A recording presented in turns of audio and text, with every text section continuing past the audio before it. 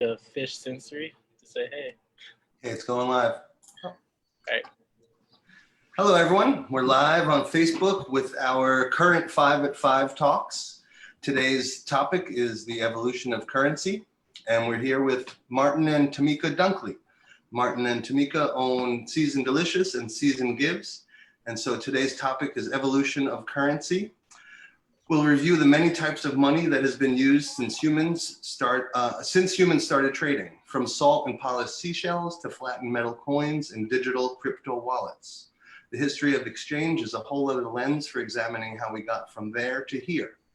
We're featuring Tamika Dunkley and Martin, and they are experts in collective community initiatives, entrepreneurship development and expansion, instilling and promoting healthy habits, while serving as president CEO of Seasoned Delicious Foods. Welcome, Tamika and Martin, and hey, Keyvious, how's it going, everyone? Hey, I'm pretty well. How are you doing? Hey, how are you? How are you guys doing? Great. Amazing. I'm a little bit sunburnt and itchy from sun, but I'm gonna make it. That's just the spoils of war. That means you had a good time sometime recently. So if you call building a huge garden fence good, it was productive. there you go. Yes, it is good. It is good. It's better than my dear experience with my strawberries last week. So They ate them all? Ate every single one. The tops. Well, that reminds me of how delicious your foods are. And my family and I have been enjoying your spices from Seasoned Delicious and your hot sauces. My kids are 15 and 17, love your hot sauces. Oh, thank you. My favorite story is my kids always say they hate mushrooms, especially my daughter, but they love your double burn of hot sauce. And so my daughter's putting it on everything. And I'm like, what's in here? First ingredient is mushrooms. That's right. Listen, we have a knack for that. Our daughter is a notoriously picky eater, and there's so many things that she said she would not eat before we made them for her. So yeah, if you flavor it right, pretty much anybody will eat just about anything. Nice. Yeah. Well, since I've met both of you, I've been amazed by your projects and your passion for community, both Seasoned Delicious Foods and Seasoned Gives.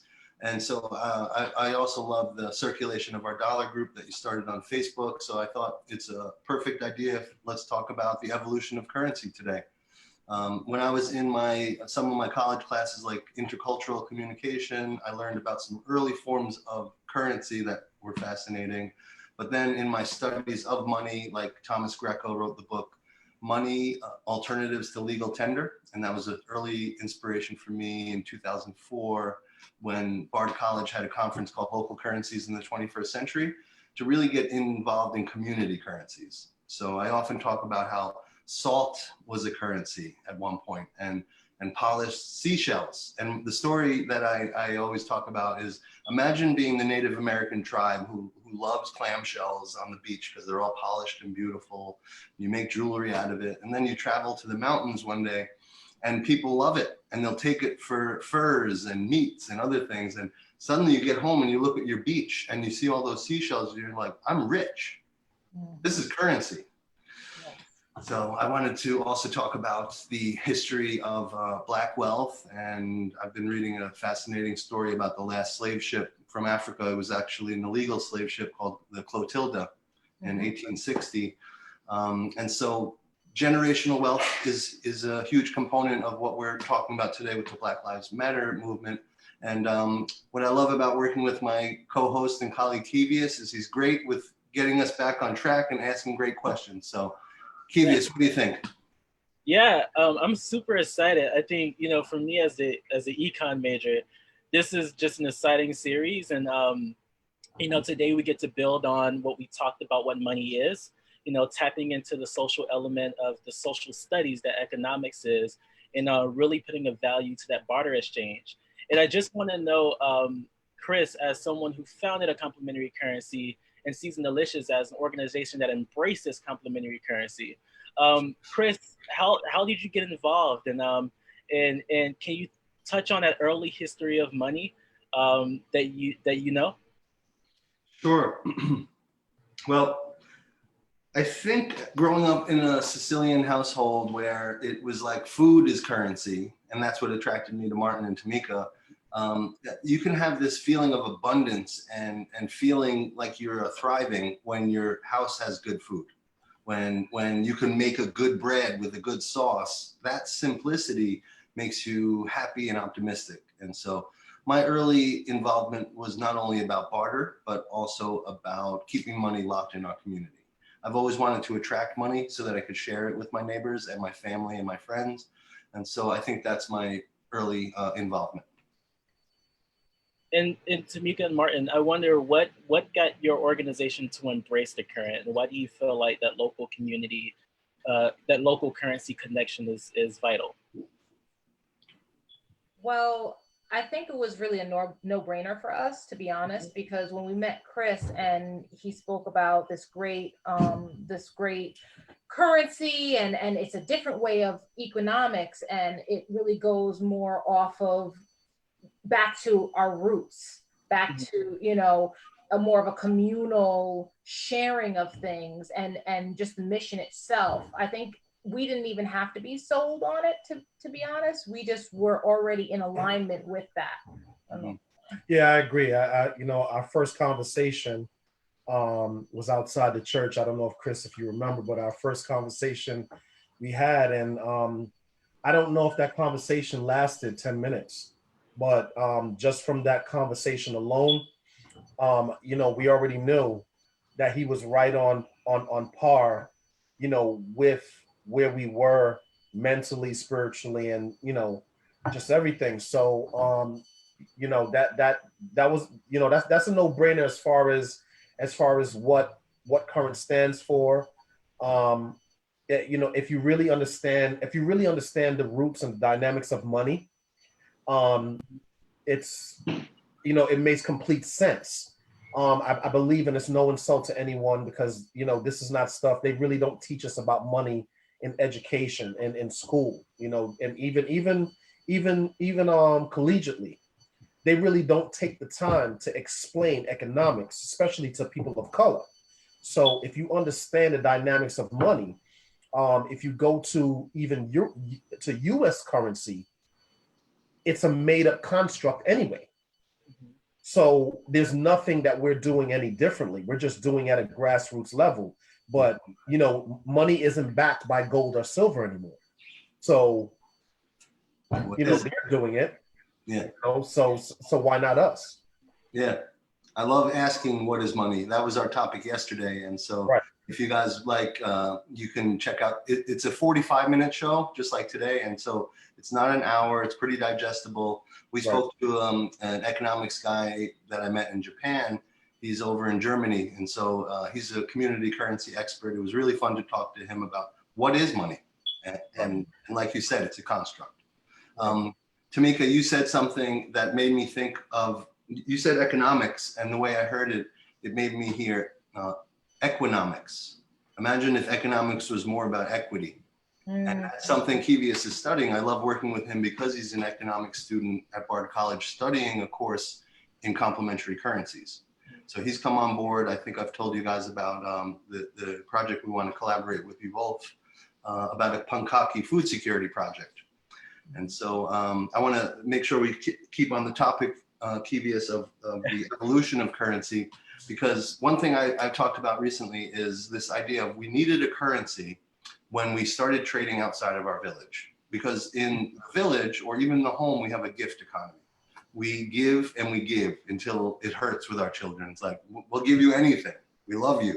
And so there's no strings attached to that economy. You give without a desire for reciprocity.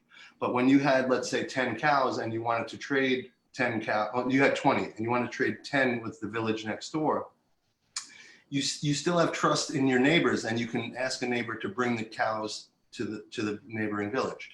But if you have someone delivering those cows you don't trust, now theft comes into it, and a potential for theft. So the first currency I heard about was this clay pot. It was just a ball of clay, and it had to go with the 10 cows. The messenger brought the clay pot with him or her. And so when that messenger arrived, the person who was buying the cows broke it open, and inside were 10 little cows made of clay. And so that guaranteed, that was a currency. Those 10 little cows represented the real cows. So all currency is a representation of value. And that reminds me of the circulation of our dollar and your passion to spread the word about 6 hours. You want to talk about the 6 hours? Yeah, sure. It fluctuates, but just in a broad sense, the circulation of our dollar is really about the circulation from the time that a dollar comes into your household. How long does it take before it leaves your community? So, just to give a sense of the severity, in the Asian community, I believe that the dollar before it leaves the community is about 22 days or so. Okay. The Caucasian community, I believe it's about 15 days. Even the Hispanic community, it's in double digits. It's around 10 to 12 days or something like that. In the African American community, it's only 6 hours. Okay. So you're talking about at its highest end in the Asian community, they circulate before their dollar leaves their community, it circulates for almost a month before it leaves their community. Okay. So what does that mean? Okay. When it comes to the circulation of a dollar in a community, you got to look at it in the aspect of like the analogy of your blood within your body, right? The circulation of your blood in your body is extremely important. If your blood is not circulating longer than it's supposed to, what happens to the rest of your body, right?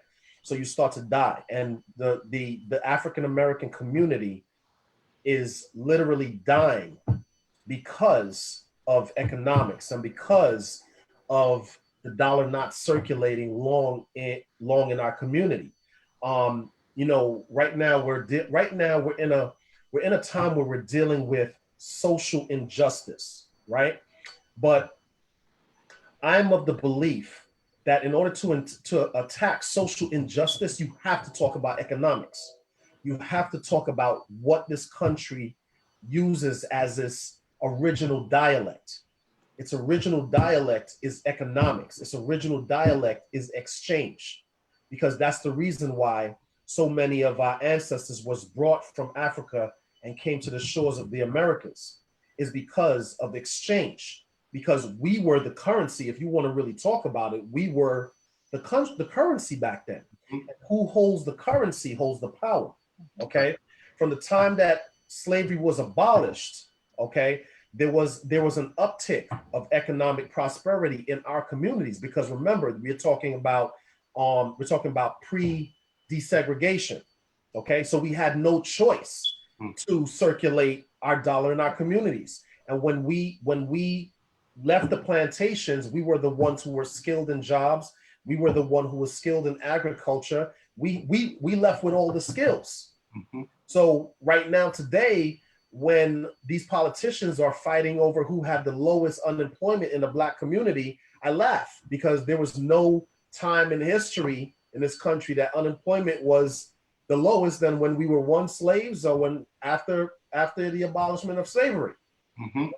So, not to be long-winded, but just so there's a clear understanding of why I believe that if we're talking about social injustices and social change, we have to talk about economics, because more than our people are dying physically by the hands of officers and dealing with injustices, our people are dying economically.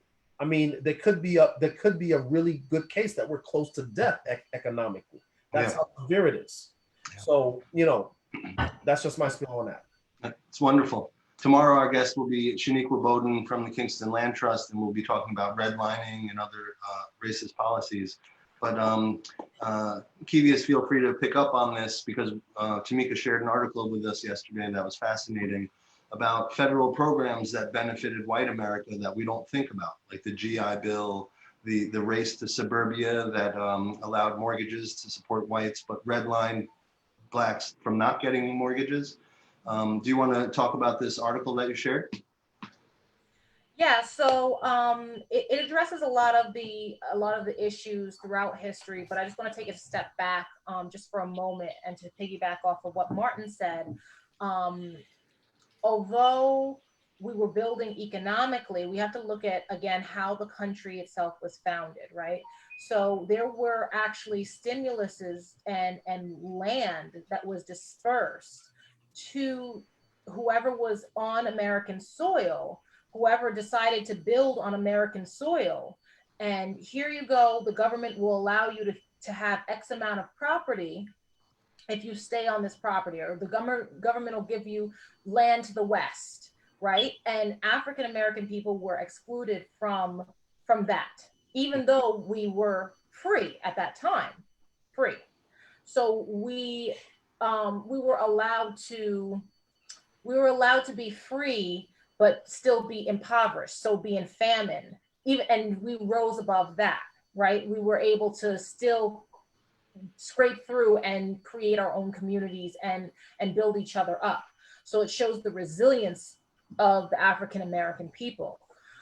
But then you have, again, like you just mentioned, the redlining, the food deserts, the instrumental policies that continuously subjugate us from things that we should have access to as human beings and as citizens of the country.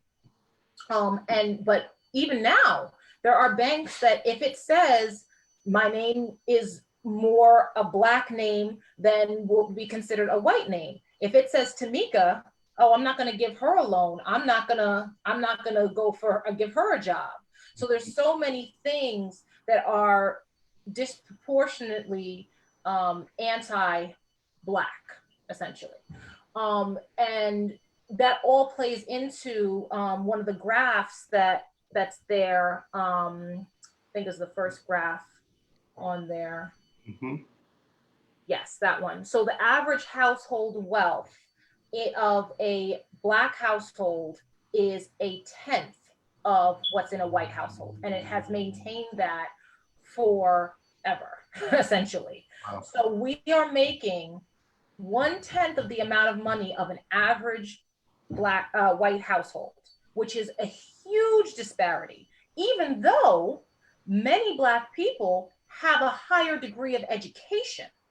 And that's the profound part of all this. We are more qualified by the guises that have been set up for us to be successful, and yet we are making an astronomical amount less than our white counterparts. So even though we may be more skilled, more well-versed, more prepared, we are still not getting the jobs. We're still not being funded. We're still being ostracized out of certain communities. We are, there are so many different avenues. And I say there's so many roots to the tree that stems to these issues. And it all plays into, the fact that we don't have the wealth, the generational wealth that white people do. And it's just been systematic, and it has totally decimated our communities, leading to things that we know are true, meaning increased crime rate. Because if I'm qualified for a job and I can't get a job at McDonald's, or I can't get a job, or, if I can't even find work to feed my family, if it comes down to death and of starvation or stealing an apple from a grocery store, now I stole that apple, I was able to feed my family, but now I'm in jail for 5 years, 10 years, 20 years for stealing this apple. I read an article of a gentleman that was in jail for stealing, for 30 years for stealing $8. 30 years in prison for stealing $8. So it just, all of these things tie in to a greater problem that we have in our community. All these social and all of this is coming to a head in the communities, and all of this stuff on the news really boils down to, as Martin had said, what are fundamental economic problems? Because we as Black people cannot fund our presidential candidates, our local governmental candidates, because we don't have the power. We don't own anything. Yeah. I was listening to somebody in Minneapolis, and she said, not that I condone looting at all by any means, but this is not our community. We don't own the community. So how can it be our community? Which was a very profound statement. If it's not mine, what ties do I have to it? So it was, it's just so many different roots again to that major issue. I think education is key. And in 2008, when there was the Great Recession, which I call the biggest robbery in American history, I read everything I could about the stock market. How did it start? Who started it? What is it? Because I knew if I was getting screwed over like that, I want to know by who and how. So I started reading everything about the stock market. Now I'm reading, because of this new bailout, which is worth even more, and we're going to be paying that debt off with interest for generations. I'm reading Debt, the First 5,000 Years, and that's actually a history of money. But this is all, and this is by David Graeber. And then my friend Martin Kirk just bought me this one, The Origin of Wealth by Eric Beinhocker. And so to really get to the essence of how this happened and the fact that all money is debt, what does that mean? It's like there's reciprocity in money. So if I do you a favor, Tamika and Martin, and then no strings attached, you feel in a way, someday I'm gonna get him some flowers or get him a nice bread or something. We feel like paying each other back. That's a debt relationship that's healthy. But when you start to have people who amass wealth and give it to you and want money back on that money, then we're talking about interest, which then becomes usury. And usury is charging far too much interest in actually an illegal way in 48 states. You can't charge too much interest. But in 2 states, there's no usury laws.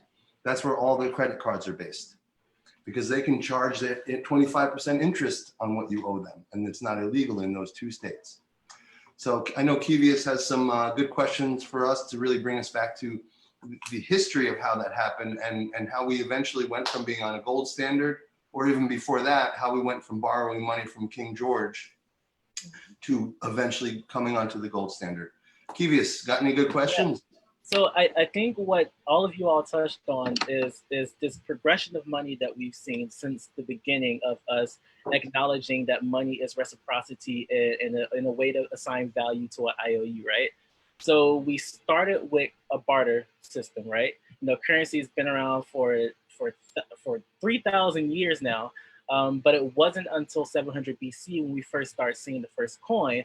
And Martin, as you mentioned, when you said that Asians or Asia they're more advanced as far as economic development goes and economic retention goes, and that's because they first grasped the idea of money, and that is they used to trade war weapons as a form of currency, and they got tired of things being prickly in their pockets, so then they went to what we know as the coin. And then you touched on how inequality is integrated into the system, and usually that's through exploitation, and the creation of complementary currencies addresses that. When we talk about 700 BC in Egypt, the first parallel currency was developed there because they didn't have resources. So their local governments created mock currency, so currencies that look just like their official currency, but would allow them to get resources. And I think we're at this time now where we need those resources. Going back to exploitation, when we talk about the history of the United States, the first currency was implemented in the United States by European colonists. So it was built off of a system of exploitation. We came into it off of a system of exploitation, and we began developing off of profit, not people, but profit, and it goes into, all right, who benefited from that? It wasn't us, right? We weren't the first on this land, and I say us as in African Americans and people of color. It was white Americans, and why we see those gaps in generational wealth and those gaps in real dollar. And that brings me to the current environment we're in.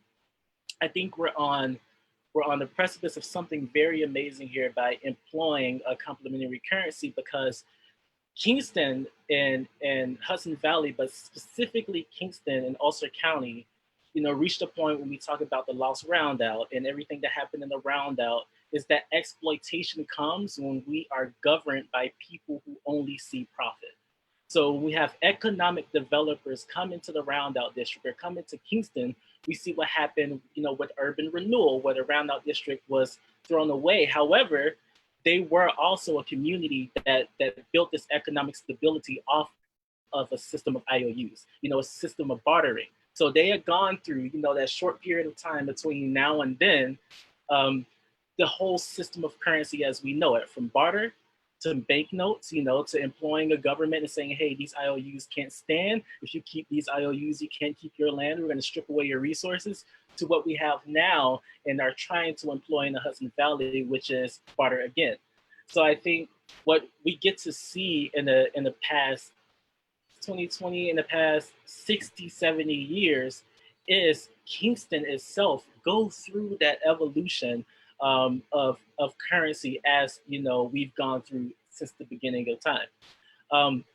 So I kind of want to touch on what's next for Kingston, and how do we address those systematic gaps and those systematic differences in currency, and what are we doing in the modern day through the use of complementary currency to address that?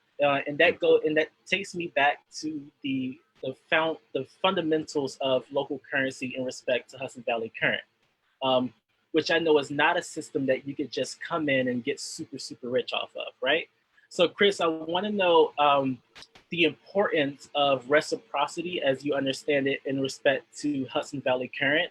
And Tamika and Martin, I want to know, when we talk about inequalities, why that reciprocity and why everyone having an equal seat at the table, which the Current aims to do, is essential. Nice. So starting with you, Chris. Great, thank you. I was just going to touch on that history a little bit. I love history, and the D&H Canal is what brought a lot of wealth to Kingston. So the D&H Canal brought coal from Pennsylvania out by Port Jervis through Wurtsboro and all those little towns that we now know as Kerhonkson, Stone Ridge, High Falls, Hurley. They all came to life because of coal and the D&H Canal. But during that discovery or the construction, cement was discovered in Rosendale. So first coal, then cement, then bricks, but also barter was very strong for hundreds of years in this valley, because this was the breadbasket of New York City. And farmers know how to barter. Farmers know how to be generous. I know a family here in Accord that has run the Saunderskill farm for 12 generations. That means they've been through every major war here. They've seen the persecution of Native Americans. They've seen the Civil War, American Revolution, and they're still here. I always say it's because they're so generous. They're so generous to me, and I think they pass that generosity down through the generations, which is a currency. They've got social capital that keeps them going generation after generation. So I'm excited about the Current, because if you became wealthy with it, I've been saying this a few times this week, so maybe people have heard me, but if you got wealthy with a silver mine and you poisoned all the rivers and you stripped the mountain down, what did that wealth really bring humanity? And if you want to buy currents, you can't. And so you can't become rich with currents by using your rich dollars that maybe was extractive. You have to earn currents by offering a good or a service. So I want to recognize the people who have just joined us. I'm Chris Hewitt with the Hudson Valley Current, and our guests today are Martin and Tamika Dunkley. We're reviewing the many types of money that humans have always used, and the history of exchange is a whole other lens for examining how we got from there to here. Tamika and Martin are experts in collective community initiatives, entrepreneurship development and expansion, and instilling and promoting healthy habits. And so Keyvious just asked a great question about the future of currency for Kingston. And I see the Current as a way to recognize the value of all humans, because we're all valuable.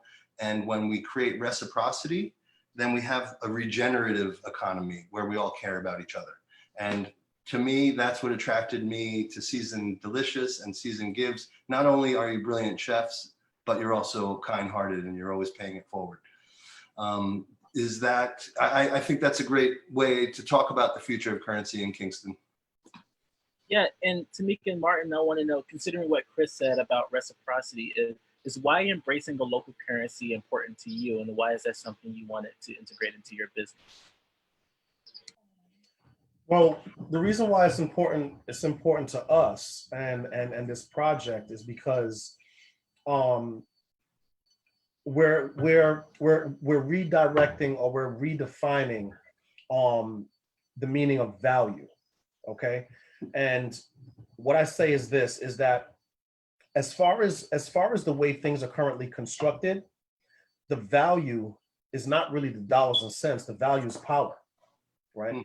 The value is in the power. So that's what money currently, and that's what the systems that be, that's what they're operating under. They're operating under power. So if you take away the power and you kind of balance the fields, now you're talking about just goods and services.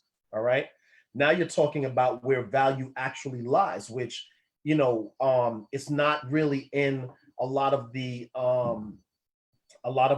technical nuances that it goes around, not the exchange of certain products, but the value really lies in property. The value lies in land. I know that the last time Chris and I met, we kind of were kind of reading each other's mind with where we can take this project of current into actually equating it into real estate and equating it into land.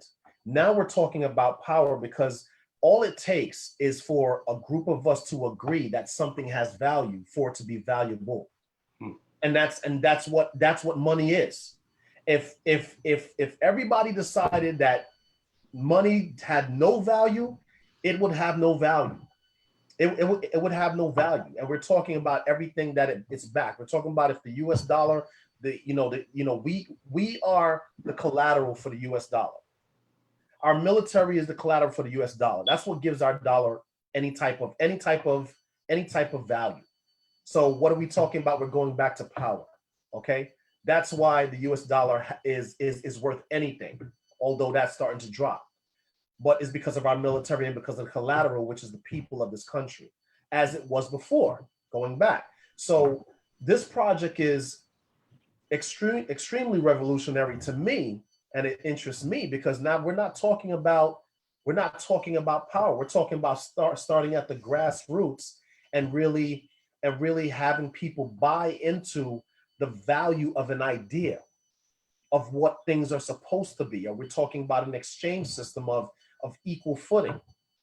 That makes a lot of sense to me. And if we can get it to flow into land and property, because that's where the real war is.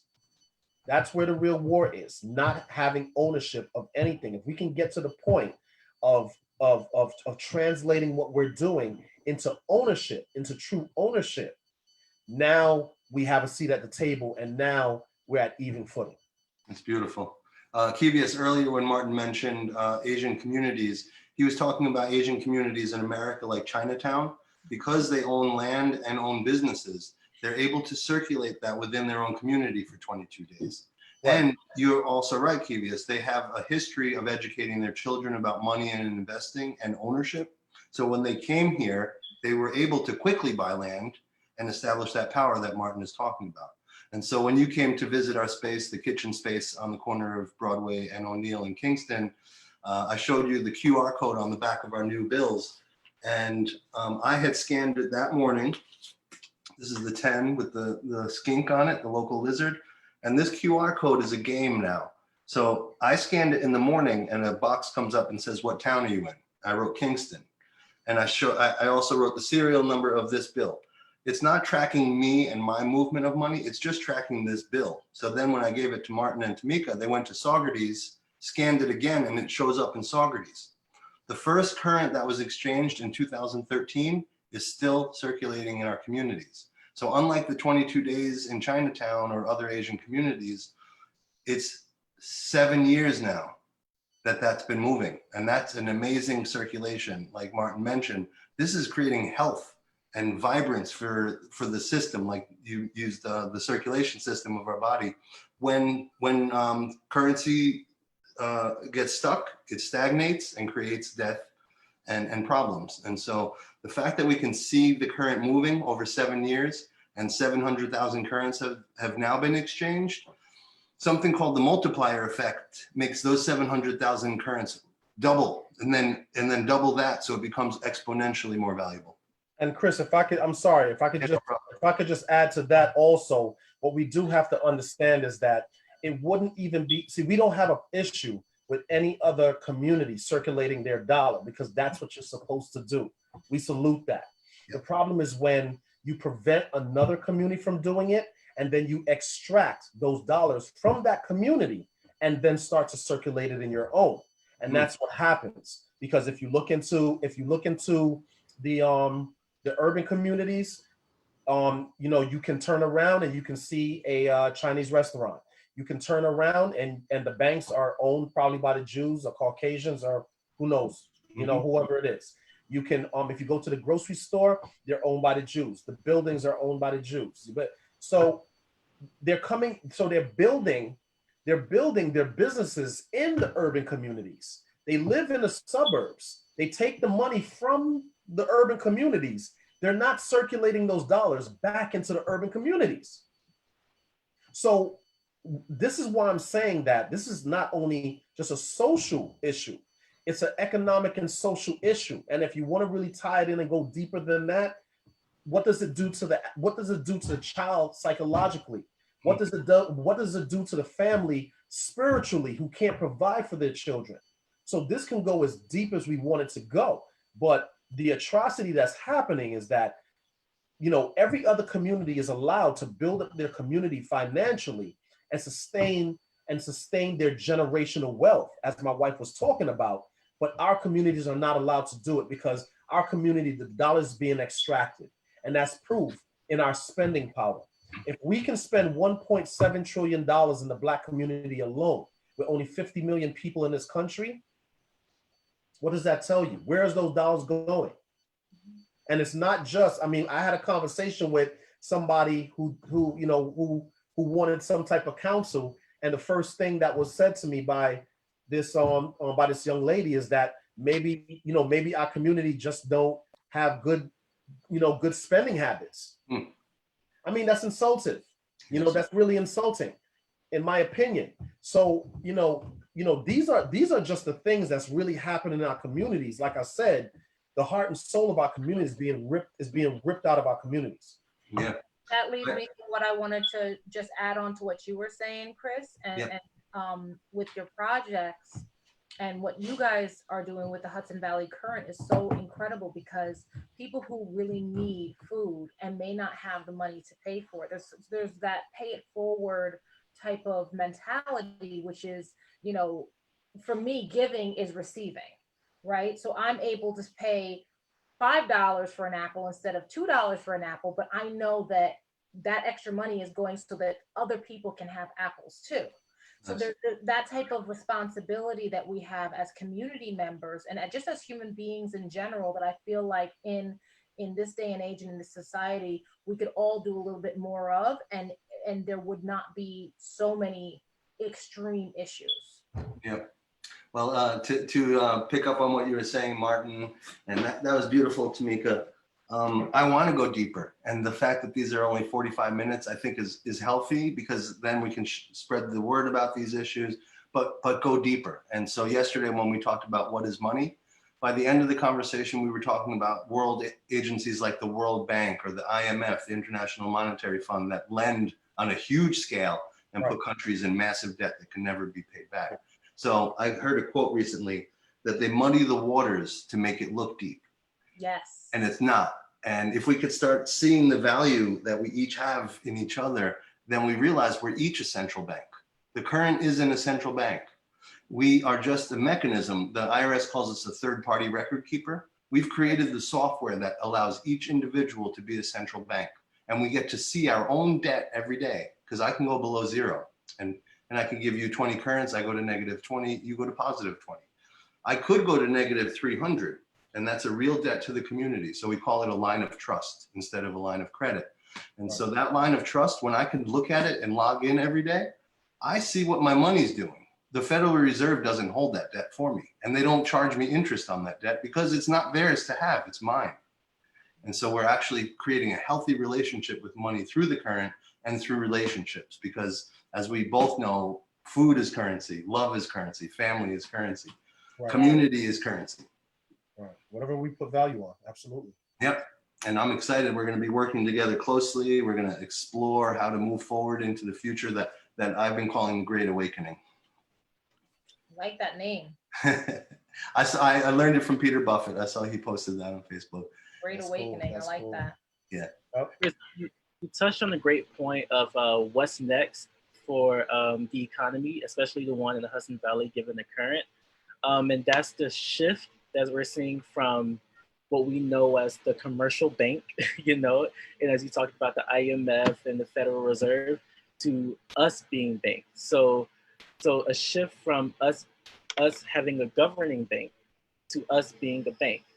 And what that does is look at a community as a collection of banks, right? Which allows for reciprocity and allows for us to retain value. As Chris, you mentioned, there's no interest. There are no interest rates. There's nothing to pull wealth from that community.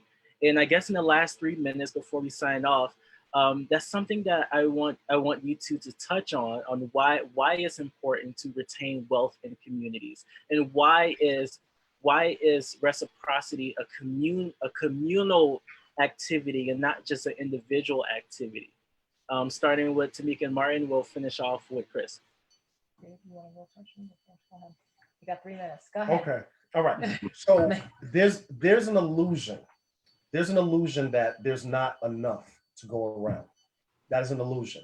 I don't believe, and I'm gonna go spiritual for just a couple seconds. I don't believe that God intended for me to be wealthy or for me to be able to have a meal on my table and for the next person not to. I don't believe that. So if we remove the power struggle from it and we just go to our natural order of things of just making sure that everybody has enough at their table, I believe that that's the intention of how this is supposed to go. I believe that's the intention of current, and that's why we support it. Beautiful. Yeah. That's great. Want to add something, Tamika? I said what he said. Chris, she's trying to get off, man. She's trying to get off. No, I mean, you said it beautifully. The importance of generational wealth, really quickly, is you want to be able to, as a parent, I want to be able to allow my child to do that much better, to struggle that much less, to have and be plentiful. And there is enough, as Martin had said, enough in the world for that to happen for everybody. We firmly believe, and that's just the reality if you really look at it. Mm-hmm. So for the importance of building generational wealth is not just about us. It's about providing for the next generation and allowing them to have an easier time. And that's, that's just what it is, because I know that there's only a minute. So Beautiful. And that's what every parent wants for their children. We want them to be successful, well-fed, happy, joyous. And we want to see the same thing for everybody. I mean, honestly, just human nature. Who wants to see anybody struggle? Mm-hmm. I mean, who wants to see that? Who wants to know that somebody doesn't have a meal, or somebody's in the rain or in the elements? Who wants to hear that? How can you feel comfortable being in a home and knowing somebody out there suffering? So I don't know. It just makes sense to me. When we hopped on this call, I was talking about how all week I've been having the hard conversations with my white friends who need those conversations. And when I shared the statistic that you shared with me about the 1/10 of wealth, where an average white person could be making $180,000 a year and the average black person $18,000 a year, he said, well, they must want to live like that. And I had to say, that's the most ridiculous thing I've ever heard. Right. Who would want that? Right. That's ridiculous. And so I had to keep challenging these memes, these things that have been put in his head by society where we don't even realize that they're there. And that, as you both know, is white privilege. We can ignore those mental tapes that tell us lies and think they're true. And Chris, it would literally take 200 years for us as a community to even catch up, not surpass. Yeah. 200 years for it to catch up if it remains the same. Where we are right now. So imagine what's going to happen. I don't know. I mean, ask them if we'd like to do that. We'd like to do that. That's right. I see, because I'm an optimist, drastic shifts. I see that we're evolving because I think revolutions come back upon themselves. And so, like the topic of this, the evolution of currency, we are going to evolve society and create, in my mind, a just economy. And so I just like to say that people say wealth or money is a dirty word. It's actually just a word that we need to be educated about. And the more we can embrace it, the more we become abundant. And then we challenge that scarcity mentality that Martin is talking about. When we recognize the 8 forms of capital or even more, we start to realize a recipe is currency, and maybe a precious stone that you've been collecting, that's a currency. Social capital, cultural capital, spiritual capital. The thing you just said about going spiritual for a moment, Martin, that was in a way a currency of describing the way you see the world. And passing that information to me and all of our viewers was valuable. So there's so much value here in our communities when we recognize it. That's what I love about both Season Gives and the Satisfy Hunger campaign. We're able to have people pay it forward, which builds up money, which allows us to always pay what you can, pay what you can at our food truck and our cafe that's opening in July. It's at the corner of Broadway and O'Neill. Season Delicious will also have a presence there, which we're really excited about. And tomorrow we'll be talking about dollars and inequality. Thursday is universal basic income, and Friday is the current community protection plan. So today we've had Martin and Tamika Dunkley. Thank you so much for joining us. Thank you. Thanks for having us. Chris, I love what you do. I love what you guys are doing, man. Thank you. It's an honor. It's an honor to be a part of the team. Really. And Keyvious, I'm sure we'll ask Martin and Tamika back on our Livelihood News show sometime as well. Sure. Great to see you both. Thank you. All right, thank you. Bye, Keyvious.